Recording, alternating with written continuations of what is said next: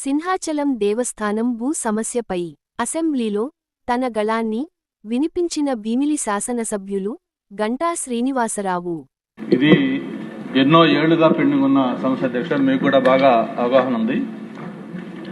పంచగ్రామాలు అడివరం, యాపగుంట, చెమలాపల్లి, పురుషోత్తపురం, వెంకటాపురం 5 గ్రామాలు, 5 అసెంబ్లీ కాన్స్టిట్యూన్స్ అధ్యక్ష. Bheemili east, north, west, అలాగే పెందుర్తి, దాంతోపాటు 15 వార్డులు కూడా ప్రభావితం చేసే అంశం అధ్యక్ష. ఇది ఎన్నో ఏళ్లుగా ప్రతి సమస్య కూడా ఒక పరిష్కారం ఉంటుంది, కానీ అన్ఫార్చునేట్ గా ఈ సమస్య అనేది ఒక పరిష్కారం ఇప్పటిదాకా లభించలేదు అధ్యక్ష. గౌరవ ముఖ్యమంత్రి చంద్రబాబు నాయుడు గారు 1996లో ఏదైతే అప్పుడు ముఖ్యమంత్రిగా ఉన్నప్పుడు ఈ ఇష్యూ మీద స్వర్గీయ అప్పల సూర్యనారాయణ గారి ఆధ్వర్యంలో ఒక హౌస్ కమిటీ కూడా కాన్స్టిట్యూట్ చేసి ఆ రోజు నుంచి దీని మీద చాలా సీరియస్ గా ఎక్సర్సైజ్ చేయడం జరిగింది అధ్యక్ష.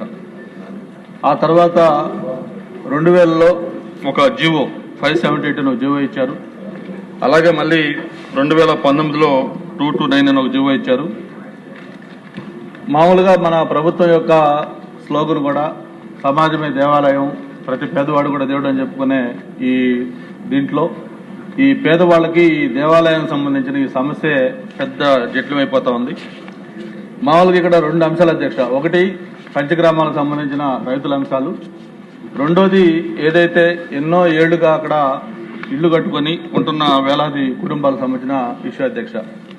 మీకు కూడా గుర్తుంది, 2014 ప్రభుత్వం వచ్చిన తర్వాత మనం మొట్టమొదటి క్యాబినెట్ ఆ రోజు ఆంధ్ర యూనివర్సిటీలో కూడా పెట్టినప్పుడు అందరం కూడా మనం అక్కడ ఆ రోజు క్యాబినెట్లో ఉన్నాము. ఈ ఇష్యూ మీద గౌరవ ముఖ్యమంత్రి గారు ఒక స్పెసిఫిక్ టైం ప్రోగ్రామ్ కూడా పెట్టి 100 డేస్లో దీనికి ఒక సొల్యూషన్ చూపించమని చెప్పి కూడా ఆ రోజు చెప్పడం జరిగింది. ఇది మీకు ఒకసారి ఆ ఫోటో కూడా ఒకసారి చూపిస్తున్నాం మీకు. ఆ రోజు క్యాబినెట్ ఆంధ్ర యూనివర్సిటీలో మీరు కూడా ఈ ఫోటోలో ఉన్నారు. గౌరవ కేఈ కృష్ణమూర్తి గారు అందరూ కూడా దాంట్లో ఉన్న క్యాబినెట్ ఫోటో అది. ఆ రోజు ముఖ్యమంత్రి గారు స్వయంగా ఒక ఆదేశం ఇచ్చి ఆ రోజు ఫస్ట్ మీటింగ్ పెట్టడం జరిగింది. అధ్యక్ష, అసలు ప్రధానంగా సమస్య ఏంటి అనేది ఒకసారి దీంట్లో మనం వెళ్తే, మామూలుగా ఏదైతే ఈ 5 గ్రామాలకు సంబంధించిన రైతులతో ఒక ఇష్యూ పక్కన పెడితే, రెండోది ప్రధానంగా ఇప్పుడు అక్కడ నిర్మాణం చేసుకున్న హౌసెస్ అధ్యక్ష. వీటిలందరికీ సంబంధించి కూడా ఇప్పటికే పలు దఫాలు మీటింగ్లు పెట్టడం జరిగింది. రీసెంట్ కూడా మన కూడా రెవెన్యూ మినిస్టర్, ఎండోమెంట్ మినిస్టర్ ఆధ్వర్యంలో ఒక 1 వీక్ బ్యాక్ ఈ సెషన్లో కూడా మీటింగ్ పెట్టారు. కానీ దీనికి సొల్యూషన్ అంటూ రావట్లేదు అధ్యక్ష.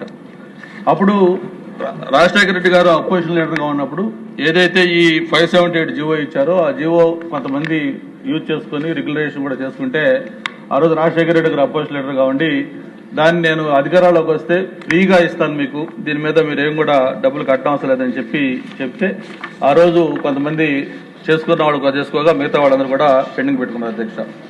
2014 ప్రభుత్వం వచ్చిన తర్వాత గవర్నమెంట్ కొంచెం సీరియస్ గా తీసుకుని దీని మీద మూవ్మెంట్ ఇచ్చిన తర్వాత ఒక కమిటీ కూడా వేసి దీనికి మొత్తం ఒక ప్రొఫార్మా కూడా తయారు చేశారు అధ్యక్ష.